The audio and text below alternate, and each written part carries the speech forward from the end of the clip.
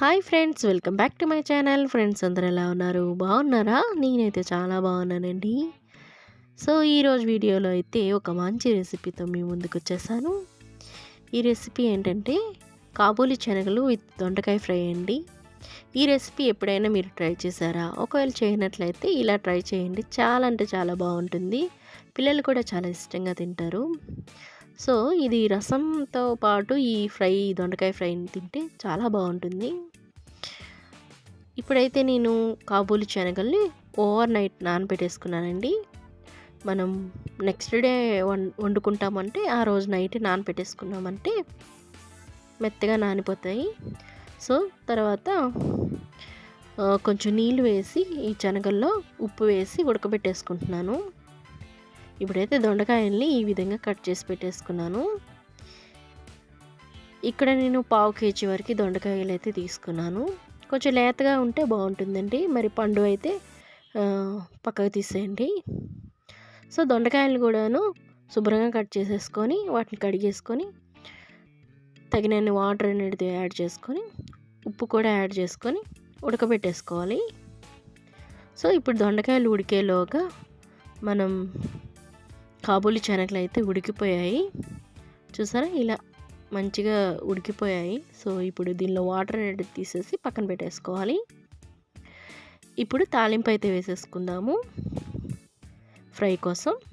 So ఇక్కడ వచ్చేసి నేను 2.5-3 స్పూన్ల అంటే టేబుల్ స్పూన్ల ఆయిల్ అయితే వేసేసుకున్నాను తాలింపు కోసం. దానిలోకి కొంచెం ఆయిల్ అనేది హీట్ అయిన తర్వాత జీలకర్ర ఆవాలు కూడా వేసేసుకోవాలండి.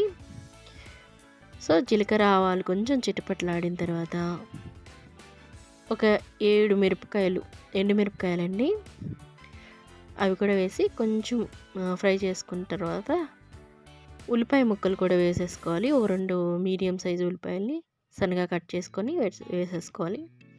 తర్వాత కరివేపాకు ఒక రెబ్బ వరకు వేసుకొని మంచిగా ఫ్రై చేసేసుకోండి. కొంచెం ఫ్రై అవ్వాలి తాలింపు అనేది. సో ఇలా తాలింపు అనేది ఫ్రై అవుతూ ఉందండి. తర్వాత మనం దొండకాయలు కూడాను ఉడికిపోయాయి. వాటిలో ఉన్న వాటర్ కూడాను తీసేసుకొని ఈ దొండకాయ ముక్కల్ని ఈ తాలింపులోకి వేసేసుకోవాలన్నమాట.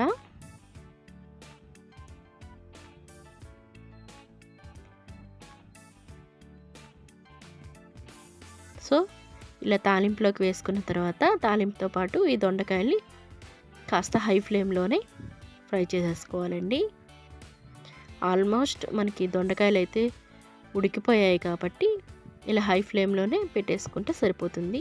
లేదు మనం డైరెక్ట్గా అంటే పచ్చివే ఇలా ఫ్రై చేసేసుకోవాలి అని అనుకుంటే అది కాస్త స్లో ఫ్లేమ్లో పెట్టుకొని ఫ్రై చేసుకున్న తర్వాత కాబూలి శనగలు వేసుకోవాలి. సో నేనైతే ఇప్పుడు కాస్త మూత పెట్టి కాస్త తాలింపుతో సహా ఫ్రై చేసేసుకుంటున్నాను అనమాట.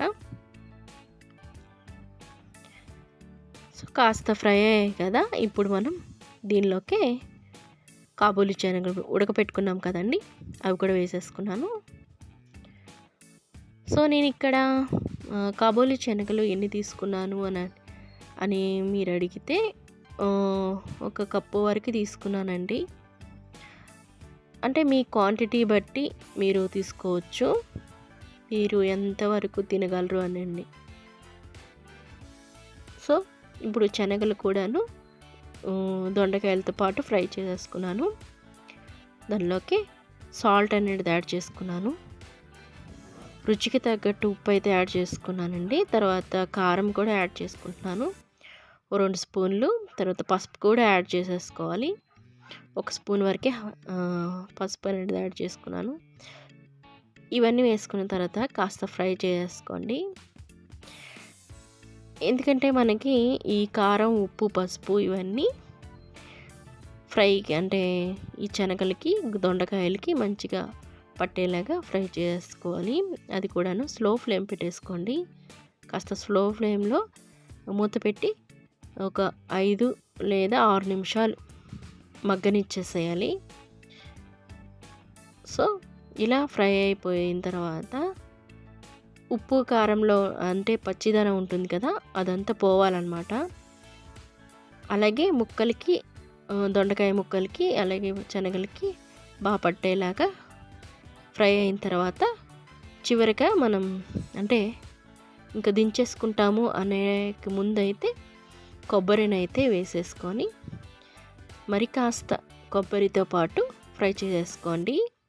ఇది వచ్చేసి పెళ్ళిళ్ళకి ఎక్కువ శాతం ఇక్కడ వడ్డిస్తూ ఉంటారండి ఈ కాబోలి శనగలు, ఈ దొండకాయ ఫ్రై. సో నాకు చాలా నచ్చింది.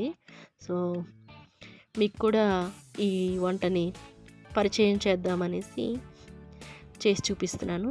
సో ఫైనల్గా అయితే ఇక్కడ ఒక హాఫ్ స్పూన్ వరకు గరం మసాలాను అయితే యాడ్ చేసుకొని కాస్త హై ఫ్లేమ్లోనే ఫ్రై చేసేసుకోండి మంచిగా. అంటే గరం మసాలా అనేది ఈ ముక్కలకన్నిటికీ పట్టేలాగా ఫ్రై చేసేసుకుంటే సరిపోతుందన్నమాట. అంతేనండి, సింపుల్ దొండకాయ అదే కాబూలి శనగలు విత్ దొండకాయ ఫ్రై అయితే రెడీ అయిపోయింది.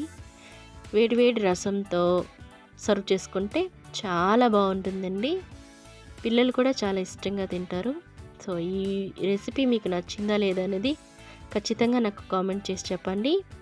అంతేకాకుండా మీ ఫ్రెండ్స్ అండ్ ఫ్యామిలీతో షేర్ చేసుకోండి ఈ వీడియోనైతే. అలాగే నన్ను సపోర్ట్ చేస్తూ ఉండండి.